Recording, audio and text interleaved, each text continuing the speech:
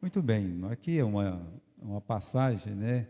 A realeza que foi oferecida, que foi recusada, mas estava incrustada, né, no coração do Gideão. Interessante isso, essas três coisas. Eles vão oferecer no versículo 22, a realeza reina sobre nós.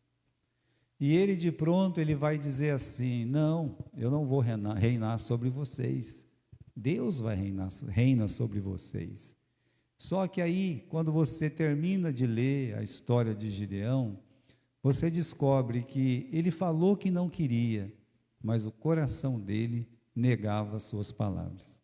O que ele falava com a boca era desmentido por algumas atitudes, tanto antes, quanto durante, quanto depois. Então, as atitudes dele que precedeu, que estava naquele contexto da recusa, e depois até do contexto da recusa, mostra o seguinte, que na verdade ele queria ser rei. O problema é que ele, né, não teve aquela coragem de aceitar.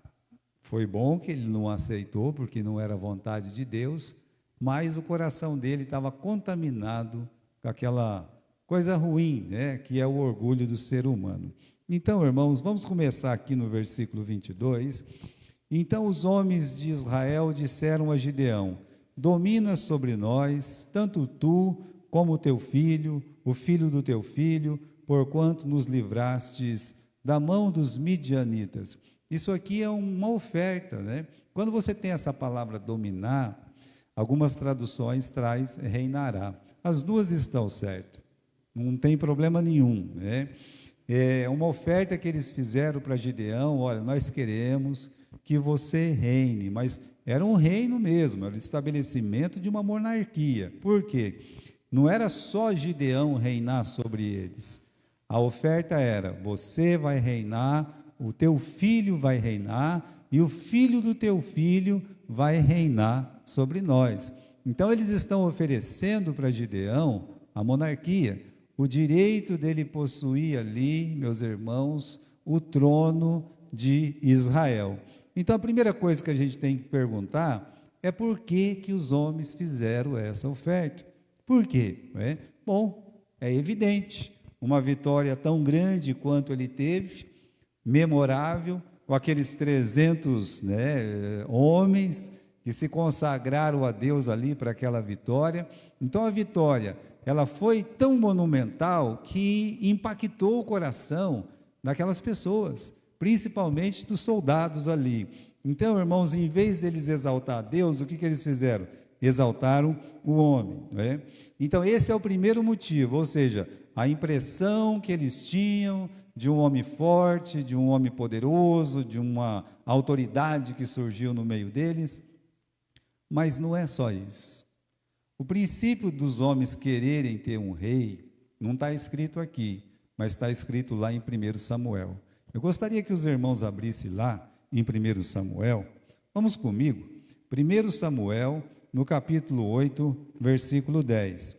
Então eu acredito, irmãos, que esse versículo aqui, ele rege aquele desejo dos homens querer ter um rei, principalmente Israel, querer ter um rei antes da hora, sem a vontade de Deus. Capítulo 8, versículo 10. Vamos lá. Falou Samuel todas as palavras do Senhor ao povo que lhe pediam um rei. Deixa eu ver se aqui está certo, né? Vamos lá. Versículo 5. Disseram-lhe: eis que já está velho, e os seus filhos não andam pelos teus caminhos, constitui-nos, pois agora, um rei sobre nós, para que ele nos julgue, como tem todas as nações. Porém, esta palavra pareceu mal aos olhos de Samuel, que disse: dá-nos um rei para que nos julgue. E Samuel orou ao Senhor. E disse o Senhor a Samuel: ouve a voz do povo em tudo o que te diz, porque eles não têm rejeitado a ti, antes eles têm rejeitado a mim, para que eu não reine sobre eles. Conforme a todas as obras que fizeram desde o dia em que os tirei do Egito até o dia de hoje, a mim me deixaram, e a outros deuses serviram, assim também fazem a ti. Agora ouve a voz, mas protesta solenemente, declara-lhes qual será o costume do rei que houver de reinar sobre eles. Então, irmãos, eles pedem um rei, constituem um rei sobre nós, como tem todas as outras nações, porque um rei pode nos dirigir, porque um rei vai fazer as nossas guerras. Sabe o que eles querem? Eles querem ter menos responsabilidade diante de Deus e com Deus. Então o desejo deles, assim, o melhor é a gente escolher um rei, sabe? É fácil a gente passar aquela responsabilidade que nós temos para que outra pessoa o faça. Então eles não queriam, né? Não queriam o quê? Bom, para a gente lutar contra os inimigos, nós vamos ter que obedecer a Deus, nós vamos ter que orar muito, nós vamos ter que clamar, nós vamos ter que esperar no Senhor. Bom, se eu escolher um rei, acaba tudo isso, o rei que se vira, o rei que faça, né? Olha, irmãos, isso é muito perigoso. A gente às vezes pratica isso dentro da própria casa, né? Deixando nossas responsabilidades, empurrando para outras pessoas, seja no nosso lar, seja dentro da igreja. Então, o que eles estão querendo fazer aqui é terceirizar a responsabilidade para um rei. O que eles estão querendo fazer? Terceirizar o que eles mesmos precisavam fazer. Então, quando a gente volta lá, vamos voltar, né? Aqui em Juízes, vamos voltar lá. Então, eles estão empolgados com a vitória, né? Mas eles também estão, meus irmãos, empurrando a responsabilidade para outra pessoa.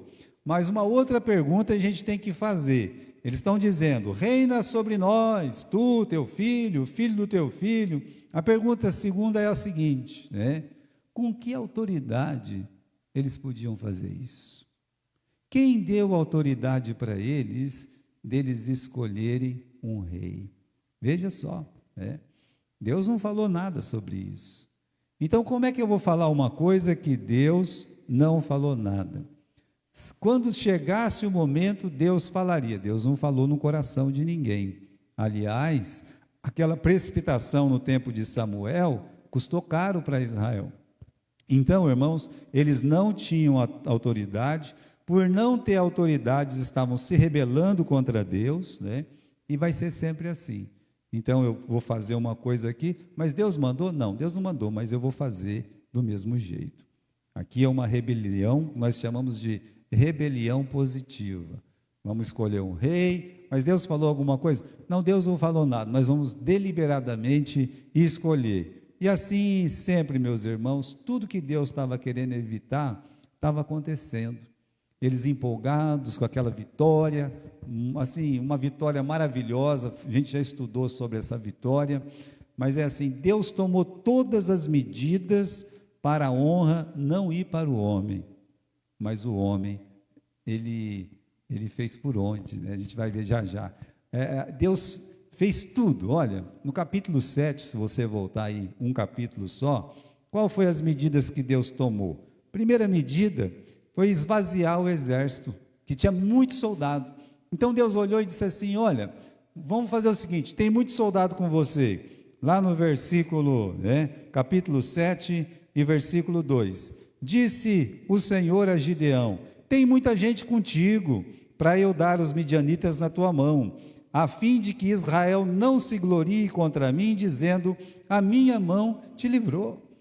Olha, Deus já tinha tomado as providências. Olha, tem muita gente, se vocês vencerem a batalha, Israel vai dizer, a minha mão me livrou. Então, de 32 mil soldados, Deus deixou apenas 300, para que o homem não recebesse a glória, e a glória fosse dada a Deus. Mas isso... as coisas que Deus faz não tem valor nenhum quando existe uma cegueira espiritual. E aqui você está vendo a cegueira espiritual. A vitória foi grande. Quando houve a vitória de Moisés, quando todos aqueles carros, cavalos, os egípcios, o faraó, todos eles foram subjugados ali, mergulhados para a morte. Quem recebeu a glória? Deus. Imediatamente o Moisés, ele começou a glorificar a Deus, bendizer a Deus. A Miriam liderou as mulheres da mesma forma, ou seja, toda a honra, toda a glória foi dada para quem? Foi dada para Deus. O Gideão poderia fazer a mesma coisa, mas ele não fez. E por ele não ter feito naquele momento, quando ele podia fazer, então podemos até falar assim, houve uma omissão aí, houve uma omissão. Foi proposital? Não, não foi proposital, mas foi uma omissão. Então as pessoas agora, em vez de adorar quem deu a vitória, adoram o instrumento que Deus usou para dar a vitória. Então veja, irmãos, como é fácil a gente deixar de glorificar a Deus e começar a endeusar as pessoas que Deus usa. Isso é o que mais acontece nas igrejas. O fulano, o pastor Beltrano, aquele homem de poder. Calma lá. A quem deve ser dado toda a honra, toda a glória? A Deus. Então, cuidado, os homens, eles se encantam com as realizações humanas. Ok, Então vamos lá, meus irmãos, para quem que deve ser dada a glória? A glória de Israel era quem? Era o seu próprio Deus. Um Deus que era invisível. Nós cantamos aquele hino que é muito lindo, Ao Deus eterno, invisível, mas real, não é assim? Isso é um versículo da Bíblia, meus irmãos, 1 Timóteo, capítulo 1, versículo 17. Vamos abrir comigo lá, em 1 Timóteo, capítulo 1 e versículo 17. Vamos lá, Sempre que a nossa fé não for dada para Deus, lembra do que Timóteo está dizendo aqui, 1 Timóteo capítulo 1, versículo 17, Ora, ao Rei dos séculos, imortal, invisível, ao Deus único, sábio seja honra e glória para todos sempre. Amém. Então a Ele, meus irmãos, seja dado toda a honra, toda a glória para sempre. Amém. Engraçado que essa tradução aqui está escrito sábio, mas o certo é dizer aqui, a Ele seja dada toda a honra, toda a glória. Amém. É assim, Então, para isso, a pessoa tem que ter fé. Crer num Deus invisível implica em fé. Os incrédulos precisam de um ídolo. Está certo, eles são incrédulos. Eles não fizeram profissão de fé. Eles não tiveram uma experiência com Deus. Então é normal você ver uma pessoa adorando um ídolo, louvando lá santos e imagens, ou um profeta, como faz o islamismo. Está certo. Por quê? Porque não tem fé. Mas quem tem fé não precisa de nada disso. Aliás, quem tem fé rejeita tudo isso. Com certeza rejeita. Satanás, irmãos, ele sempre tenta arrancar essa fé no Deus invisível, sempre, sempre, E se você pensar que esse Deus invisível, ele mandou Jesus, conforme diz aqui em Colossenses 1,15, Jesus, ele veio suprir essa tentação de imagens. Veja o que diz lá, ele é a imagem do Deus invisível. Então Deus, ele sabe que existe no coração do homem, o quê? Aquele desejo de adorar os próprios seres humanos, ou um pedaço de pau, um pedaço de gesso. Deus sabe disso. Por isso que ele mandou Jesus. E Jesus a gente não precisa ver, meus irmãos, mas nós lemos sobre Jesus.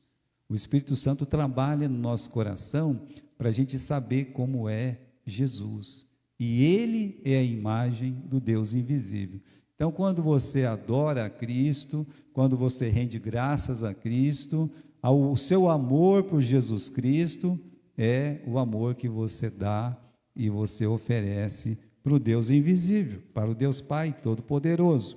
Muito bem, A realeza foi oferecida e ela foi rejeitada. Vamos voltar lá em Juízes capítulo 8, porque no versículo 23, todo diplomático e muito bem posto, lá está o Gideão respondendo, dizendo assim: disse, porém, Gideão: sobre vós eu não dominarei ou reinarei, nem tampouco meu filho sobre vós reinará, o Senhor sobre vós reinará. Isso é altruísmo. O que é isso, pastor? Altruísmo. É alguém que não quer nada em troca. Então, naquele momento, irmãos, ele foi altruísta. Você, eu não quero, não. Eu não quero, Deus já reina sobre vocês, nem eu, nem meu filho, nem meu neto e bisneto, eles não estão preparados para isso não, né? Não foram escolhidos. Então, aqui nesse momento, ele recusa a glória humana. Eu digo, a glória humana é a coisa mais difícil de ser recusada. Tanto é que ela vai aflorar depois no coração do Gideão. Então, eu vou repetir, né? A glória humana, ela é a coisa mais difícil de ser recusada. A pessoa gosta que alguém bata palma para ele, gosta que alguém o abrace, gosta que alguém o beije, que ele seja ovacionado, que o seu nome seja anunciado. A coisa mais difícil é recusar a glória humana. Então, irmãos, seja uma nação, seja a igreja, mas principalmente a igreja, a coisa assim que mais pode perturbar a igreja é quando os seus líderes não tomam conta disso, sabe? Ou, vamos dizer assim, vamos dizer que nós temos um presidente, seja ele quem for. Quando ele é ovacionado, quando ele é glorificado, quando ele é endeusado, como é que ele vai recusar tudo isso? Como ele vai rejeitar tudo isso? Então, os homens gostam disso, de se aparecer, de ser a pessoa. Mas na igreja não é diferente. Veja aquele presidente que teve no Uruguai. Era um homem que fugia de todos os aparatos, todas as selfies, ele fugia de tudo isso. O Mujica tinha um fusquinha, comprou, morreu com o fusquinha dele, viveu pobre, morreu pobre, presidente lá. Não concordo com tudo, mas tem uma coisa que eu admiro nele, como ele fugia daqueles aplausos, como ele fugia daquela tentação humana de querer ser aquela pessoa mais importante. Então, eu vou repetir, a coisa mais difícil é recusar a glória humana. Então, irmãos, nesse momento, o Gideão, ele provou, né, que ele estava firme, né? E aqui, olha, um homem, ele está no seu melhor quando ele supera uma grande tentação, ou seja, ele domina a si mesmo. Qual que é o seu melhor? É quando você domina você mesmo. Qual que é o meu melhor? Bem, qual é o meu problema? O meu problema é dinheiro. Então você domina a si mesmo. Qual que é o meu problema? O meu problema é que eu sou muito nervoso.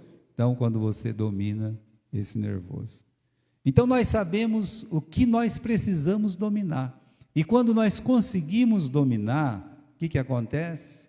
Então, nós estamos no nosso melhor. Nós estamos lutando e vencendo, né?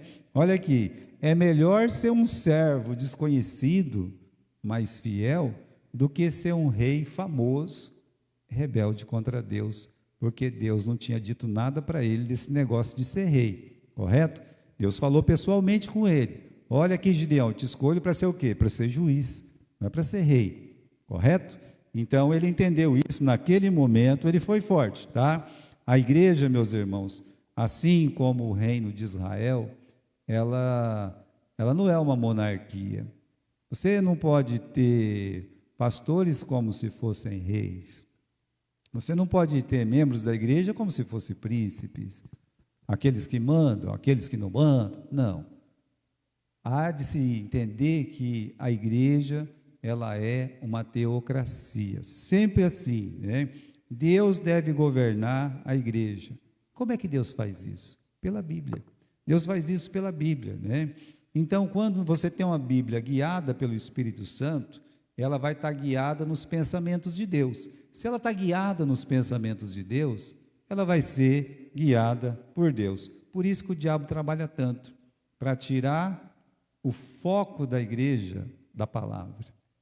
Porque ali na Bíblia, na palavra, está a vontade de Deus. Então, qual que é o trabalho do diabo? Olha, tem coisa na Bíblia que, né? Sabe, nós temos aí aquele pastor famoso que diz que a Bíblia, né? A Bíblia é uma coisa morta, que não serve mais. Nós temos que atualizar, tem que atualizar a palavra de Deus. Se vê, meus irmãos, que é uma heresia das grandes. Mas o que ele quer dizer isso? Quem que vai atualizar a Bíblia? Ele? Então vamos deixar de ouvir a palavra de Deus, aí ele, que é maior que Deus, vai reescrever a Bíblia, correto? Não, a igreja é uma teocracia quando ela faz o quê? Quando ela lê a palavra de Deus e se guia pela palavra de Deus, né? Então, quando a gente substitui a orientação da Bíblia, a orientação do nosso Senhor Jesus Cristo, então, pode ser qualquer pessoa, irmãos, que se levantar e dizer, olha, a palavra dessa pessoa é maior do que a palavra de Deus, nós perdemos, nós recuamos. Por isso que quando a Igreja Católica deixou a palavra de Deus e diz a palavra do Papa vale mais do que a Bíblia, a tradição vale mais do que a Bíblia, você vê que eles recuaram, que desde então eles perderam muito, né? E uma outra coisa, a voz da maioria, tá? Nem sempre é a voz de Deus. Um dos problemas da Igreja Batista é a maioria vai decidir, não, mas vai decidir o que é certo. O que vai decidir? Vai decidir aquilo que é dentro da vontade de Deus. Então vamos fazer uma eleição aqui, então tem que ver se o ponto que vai decidir aqui está na Bíblia, primeira coisa sobre isso. Todo mundo ergueu a mão, mas ergueu a mão a favor da Bíblia ou contra a Bíblia? Você sabe que no nosso estatuto tem um artigo que diz assim, que estará certo o grupo, não importa o número, se é de menor, contanto que esteja dentro da palavra de Deus. Se um dia tiver a maioria aqui, já aconteceu em muitas igrejas, e eles perderam o prédio, perderam tudo, mas se a minoria diz, não, isso está errado, e provar nas Escrituras, isso está fora das Escrituras, aquela grande maioria, pelo estatuto, ele tem que sair. Sai quem está errado, fica quem está certo. E aí é teocracia. Mas se é teocracia, por que as pessoas têm que levantar a mão? Porque era assim no Novo Testamento. O fato das pessoas levantar a mão não quer dizer que não é uma teocracia. Quer dizer que eles estão em obediência à palavra de Deus, tá certo? Muito bom, né? Agora, meus irmãos, realeza oferecida, realeza rejeitada e, por fim, a realeza escondida no coração, né? Vamos voltar aqui, Juízes capítulo 8. Então, ele disse não, né? Só que ele tinha esse problema que o Jó, na introspecção que ele fez da sua própria vida, naquele momento que o Jó, ele fez um inventário da sua vida, ele disse o seguinte: se meu coração se deixou enganar em segredo e minha boca beijou a minha mão. Por que ele disse isso? Porque pode ser que uma pessoa, ela não diz que ela é orgulhosa, que ela é soberba, nada disso, mas aí o coração dela está enganando ela. Você é um cara, né? Você é o cara, o coração está dizendo, mas a boca está falando outra coisa. Mas no fim, ele beija a sua própria mão. Ele está ali olhando, contemplando a si mesmo. É o orgulho, é a soberba. Então, irmãos, durante a guerra, eu vejo um envaidecimento desnecessário de Gideão.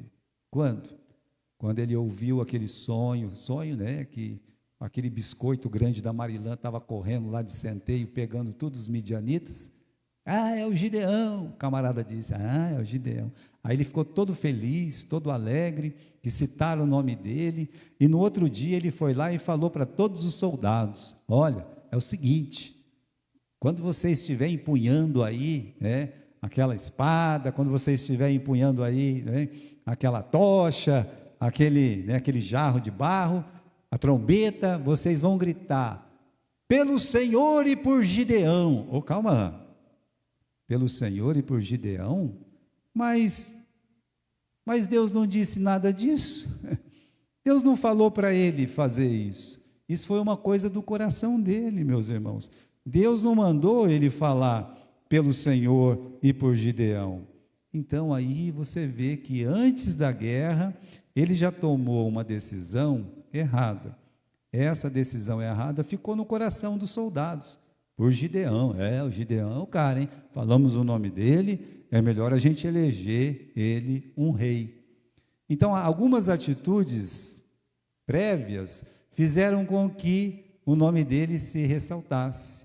Mas não foi Deus que fez isso. Foi ele que mandou pela conta dele. E depois, né? Após a guerra, novos envaidecimentos, né? Como, versículo 24, ele acabou de recusar, não, nem eu, nem meu filho, nem meu neto, ninguém quer reinar não. Versículo 24, e disse-lhes mais Gideão, eu tenho uma coisinha para pedir aqui, dá-me cada um de vós os pendentes de seu despojo, porque tinham pendentes de ouro, porquanto eram ismaelitas. A vitória, irmãos, trouxe um despojo riquíssimo. Até hoje os árabes usam muito ouro. E houve muito ouro no despojo. Ele só pediu os pendentes. Disse, vamos fazer o seguinte, né? Os pendentes, pode... Aí todos foram lá, colocaram um manto lá, cada um jogou o pendente, um ouro medonho, sabe? Ele pediu isso aí. Agora, irmãos, isso também não era uma coisa certa. Qual juiz tinha feito isso antes? E qual juiz fez isso depois? Pense bem. Isso era feito geralmente pelos reis. Os reis tomavam o despojo e tudo mais. Aí você vê que tem alguma coisa errada nesse coração. Então, ele pede um despojo, que eu acredito, desnecessário também. O que ele faz? Não, pastor, ele não pegou para ele fez um éfode. Então, vamos lá, né? Versículo 25, disseram eles, de boa vontade os daremos. Estenderam uma capa e cada um deitou ali um pendente do seu despojo, e tem o peso aí, né?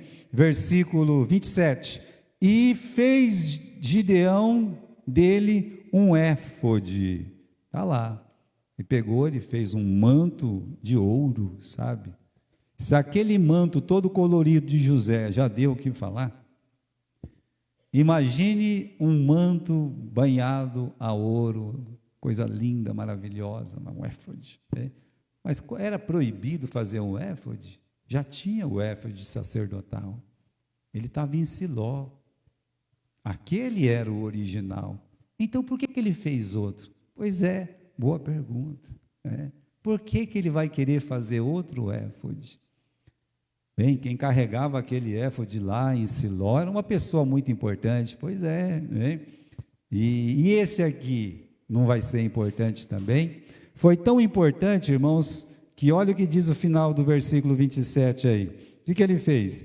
Ele colocou na sua cidade, tá? Em Ofra, e todo Israel se prostituiu ali após ele, e foi por tropeço para Gideão e também para a sua casa. Então, primeira coisa errada, pediu despojo, pegou do despojo, fez um éfode, e tem aí o terceiro erro, tá? O terceiro erro dele aqui, a gente podia até citar 4, porque ele teve muitas mulheres, era uma coisa aqui que geralmente os reis faziam, mas vamos pular esse aí. Vamos fazer o seguinte, tá? Vamos ver o nome que ele deu para o seu filho. Ele tinha muitos filhos, ele tinha 70 filhos. Olha lá no versículo 30. Teve Gideão 70 filhos, porque tinha muitas mulheres. Como se fosse menos isso, e sua concubina, que estava em Siquém, lhe deu à luz também a um filho, e pôs o seu nome do quê? Abimeleque. Isso foi depois da guerra. Então, ele está aqui com o primeiro passo, né? Pode pular de volta lá, Felipe, né? Pode pular. Ele pediu parte do despojo, confeccionou, fez um éfode sacerdotal, colocou na sua cidade, e por terceiro deu o nome de Abimeleque, que quer dizer, o meu pai é rei, né? Meu pai, Abi quer dizer pai, lembra que Jesus disse, Abba, pai? Então, isso aí, Abi, quer dizer pai, Meleque, meu Deus, então, você é rei, perdão, né? Então, ele está dizendo aqui, quando ele coloca o nome de Abimeleque, ele está dizendo assim, o meu pai é rei, mas ele colocou isso no nome do filho dele, justamente. Então, como é que você chama, menino? Meu pai é rei. Quem quer ser o pai? É o Gideão. Ah, mas ele disse que ele não queria ser rei. Então você vê, meus irmãos, que, primeiro, a realeza foi oferecida, ela foi de pronto rejeitada, só que ela estava incrustada no coração, estava lá dentro, né? E algumas atitudes dele antes, durante e depois deixaram aflorar que realmente ele queria ser rei. É uma pena, não é? Agora sim, né? Vamos ver esses efeitos desastrosos das atitudes aí do Gideão, né? Vamos lá, né? Aquele grito que eles falaram, por Gideão, pelo Senhor e por Gideão, resultou no quê? É o sentido deles querer entronizá-lo. Sabe, ele já plantou no coração daquelas pessoas lá um desejo, mas não foi de propósito, nós não estamos falando que é de propósito, mas algumas atitudes não pensadas fazem isso. Aí, o Gideão é o cara, então ele tem que ser o nosso rei. Nós gritamos o nome dele lá na batalha, né? Outra coisa, em relação ao éfode, versículo 27 está dizendo, foi uma pedra de tropeço para Gideão e também para a sua família. Por quê? Porque Gideão vai lá na sua própria cidade e ele não tirou, meus irmãos, aqueles ídolos da casa do pai dele, não foi lá, tirou o Baal, tirou a Asterote, correto? Quebrou tudo, tacou fogo, fez aquela coisa lá toda, né? Agora, o que adianta tirar o Baal, tirar a deusa, a Asterote, e o éfode substituir aqueles dois ídolos imundos? Então, ele errou. Ele tirou o ídolo, mas colocou outro ídolo no lugar. No caso aí, esse éfode de ouro, né? E aí, meus irmãos, ele se torna um pseudo-sacerdote, não é verdade? Mostrando que a roupa não faz um monge. Então, aqui, foi uma pedra de tropeço para a sua família, foi uma pedra, meus irmãos, de tropeço para Israel. Veja o que diz o final do versículo 27. Todo Israel se prostituiu após ele. Então, aquela atitude, de todas as suas atitudes, com certeza, a pior de todas foi esse éfode que ele fez. Mas ainda tem outra consequência. Cada erro tem uma consequência, correto? O terceiro erro foi colocar o nome do filho de Abimeleque. Meu pai é rei. Menino cresceu, nós vamos ver a história dele a semana que vem, no capítulo 9. O menino cresce, o menino acha que é o quê? Que é rei. Ele mata os 70 irmãos, é o maior fratricídio que nós temos na história aqui da Bíblia. Matou os seus 70 irmãos, do sangue dele, por parte de pai. E disse, Abimeleque reina. Mas quem disse isso? O pai dele disse isso. Então veja, meus irmãos, que todas as atitudes impensadas, não autorizadas pela palavra de Deus, coisas que estavam dentro do seu coração ali, uma semente maligna de Satanás. Quando é que ele teve o seu maior momento? Quando ele dominou a si mesmo. E quando tem um mau momento? Quando ele permite ser dominado pelos seus desejos. Então aí você vê essas três graves consequências. Agora, irmãos, para a gente só meditar aqui no final, né? Uma palavra sobre o Gideão. é que ele foi um homem de fé. Não vamos tirar aquilo que Deus lhe deu. Ele aparece lá no livro de Hebreus, no capítulo 11. Vamos conferir comigo? Vamos lá? Hebreus, capítulo 11. Sempre que você vê um personagem na Bíblia, espere tudo que Deus disse sobre ele, antes de você fazer a sua própria concepção. Então vamos lá. No capítulo 11, versículo 32. Ele está falando da fé, de homens de fé. Capítulo 11 é o capítulo da fé, né? E aí ele diz o seguinte: que mais direi? Faltar-me-ia o tempo contando de quem? Gideão. É engraçado que Gideão, ele aparece primeiro que o Balaque, né? O Baraque, perdão, que o Sansão e o Jefité. Então ele está aqui como prioridade. Ele não foi o primeiro, mas já falamos do Baraque. E agora você vê o Gideão aqui aparecendo em primeiro. Então ele foi um homem forte, ele lutou contra o mal, ele foi escolhido de Deus. Foi Deus que olhou para ele e disse: você é um homem forte, você é um homem valente, você é um homem valoroso, vai nessa tua força, Gideão. É um homem de fé, ele foi um homem de fé. Então, irmãos, ele foi lembrado pela Bíblia como um homem de fé. Agora, também ele não estava isento de falhas, não é verdade? Mesmo de muito valor, ele ainda era um homem. Para a gente aprender a não glorificar e não exaltar homem nenhum, qualquer que seja. Então, mas ele era ainda um homem. Lembra do Elias, que a Bíblia lá no Novo Testamento fala, falando bem dele, né? Que ele era um homem que sujeito às mesmas paixões que nós, e ele orou para ter chuva, choveu. Orou para não chover e não choveu. O que isso significa, meus irmãos? Né? Que Deus está falando que um homem como nós pode fazer chover ou pode fazer parar de chover. Pode falar para um monte, sai daqui e vai para lá, e ele vai.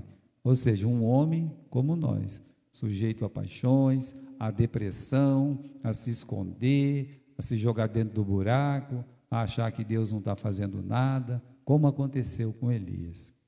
Mas um homem como nós é capaz de fazer o que Gideão fez, correto? Ele aqui cometeu esses erros, essas falhas. Então, duas coisas, né? As suas virtudes foram escritas para quê? Para a gente imitar as virtudes dele. Então, quando você lê a história do Gideão, imita ele, lute contra o mal, vença, obedeça a Deus, seja forte, seja valente, seja corajoso, seja um homem de fé. Então, o que ele tem de bom, você imite. Mas também as falhas dele, meus irmãos, são escritas para nossa advertência, para a gente evitar.